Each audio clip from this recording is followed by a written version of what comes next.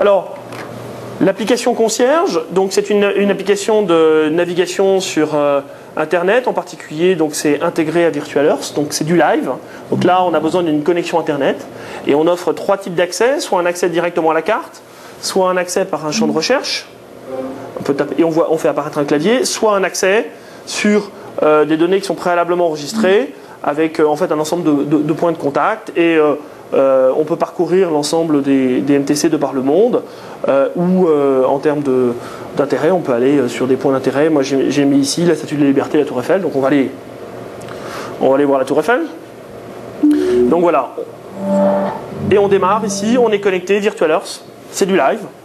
Donc toujours 2 doigts ou 2 mains, on peut zoomer et dézoomer de cette façon-là, tout simplement. On peut, voilà. Le côté cartographique est assez sympathique pour naviguer.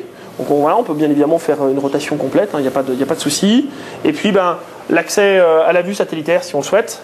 Voilà, et quand on zoome, voilà. Alors on va zoomer juste sur la Tour Eiffel si tu veux bien. Voilà, et tu vois, on est voilà. D'accord. Et là, la carte, elle est une partie de la carte qui est préchargée dans la mesure où tu as sûrement plusieurs fois. Il y a effectivement des éléments, des données qui sont dans le cache, effectivement. Des éléments qui sont dans le cache, donc ça veut dire que si on veut faire une démonstration, il faut mieux avoir avant préchargé. Il faut effectivement avoir mieux fait la démonstration une première fois à blanc pour pouvoir effectivement charger. Dans la pratique, le faire sur Paris donne de très bons résultats en termes de qualité de photo. Et donc on a vraiment la navigation ici. Donc si on dézoome complètement, on arrive au niveau de la Terre. Hein, donc voilà, on arrive vraiment au niveau de la Terre. Donc on pourrait presque. On est les maîtres du monde. Alors cette application a la particularité de ne pouvoir être utilisée que par une seule personne à la fois. Tu imagines bien qu'on ne peut pas être à 2 à zoomer en même temps.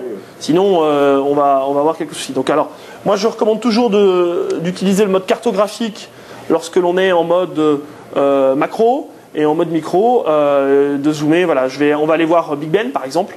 Et après de passer en dernier moment. Et passer, oui, à un certain niveau, dès qu'on s'est bien repéré en mode satellite. Parce que la carte, elle est dans la machine. Enfin, elle n'est pas dans la machine, on est sur Virtual Earth, donc on est en live. Hein. Donc voilà, et voilà Big Ben et le Parlement anglais que l'on voit là, le fameux Parlement anglais.